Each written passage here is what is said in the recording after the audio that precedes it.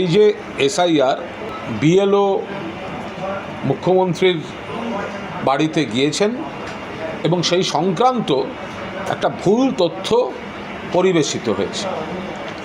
তো আজ সেই ভুল তথ্যের পরিপ্রেক্ষিতে মাননীয় মুখ্যমন্ত্রী নিজে তিনি তার ব্যাখ্যা দিয়ে দিয়েছেন যাতে কোনো ধরনের বিভ্রান্তি ছড়ানোর অবকাশ না থাকে।